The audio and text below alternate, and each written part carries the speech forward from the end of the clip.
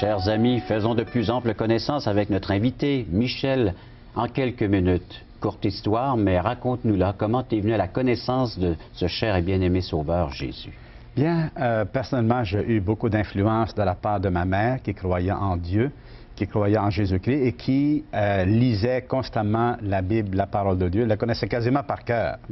Alors, quand on est arrivé ici au Canada, un jour, j'étais à cette île et il y a un monsieur qui m'a posé une question. Il dit, « Monsieur, êtes-vous sauvé? » Je lui ai dit, « Sauvé? De qui? De quoi? » Alors, voyant que je n'ai pas compris, il dit, « Si vous mourrez ce soir, êtes-vous certain d'aller au ciel? » Ça m'a paru étrange. On ne m'a jamais posé une telle question. Je ne me suis jamais posé cette question-là.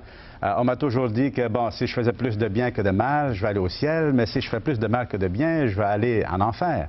Ah, mais comment ça va où est-ce qu'on est rendu dans le décompte, là? Et alors, surtout concernant l'assurance d'aller au ciel. Et l'assurance d'aller au ciel. Alors, j'étais quand même quelqu'un qui croyait en Dieu, mais j'étais confus parce que j'ai quand même été élevé un peu dans 3 religions différentes, donc j'étais vraiment confus de ce côté-là.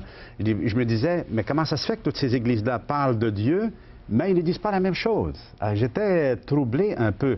Alors je me disais, ah ben, je suis chrétien, sans savoir tout ce que ça voulait dire, et c'est comme ça que j'étais abordé. Alors, quand j'ai dit à ce monsieur-là, ben oui, mais non, je ne suis pas sûr, il n'y a personne qui peut être vraiment sûr, mais j'essaie de faire le bien, j'essaie de faire ci, j'essaie de faire ça, et j'étais impliqué. Ce que tes parents et la religion t'avaient enseigné. M'avaient enseigné, et au-delà des choses que j'ai développées moi-même, j'aimais faire le bien aux gens, j'étais comme ça. Et mais là, ce monsieur-là me dit, savez-vous, toutes ces choses-là ne vous mèneront pas au ciel. Ah, j'ai pas trop aimé ça, c'est comme si je lui donnais... Même avec 3 religions? Même 3 religions, même avec tout le bien que je faisais, avec la Croix-Rouge, avec différents mouvements sociaux comme ça, là. Alors, plus tard, j'ai invité cet homme-là avec des amis, et je me suis dit à moi-même, je vais croire qu'est-ce que je vais voir. Et ils ont ouvert la Bible, et un des premiers textes qui m'ont fait lire, j'ai lu, c'est « Il n'y a point de juste, pas même un seul ». Ça m'a vraiment troublé. Comment ça, je dis « Il n'y a pas de juste, pas même un seul ». Puis moi, alors, puis un tel que je connais, j'ai quand même plein de gens qui sont... Mais j'ai compris que Dieu, selon ses standards à lui, ben, il considérait qu'il n'y avait pas de juste. Et les autres textes, tous ont péché, sont privés de la gloire de Dieu, et le salaire du péché, c'est la mort. Ça m'a troublé, j'ai lutté avec tous ces textes-là, et ma question était, qui a raison, moi ou la Bible, ou bien Dieu qui a raison?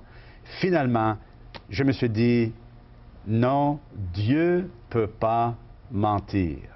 En ce jour-là, Réjean, j'ai compris comme jamais auparavant la signification véritable de la croix, de Noël, de Pâques.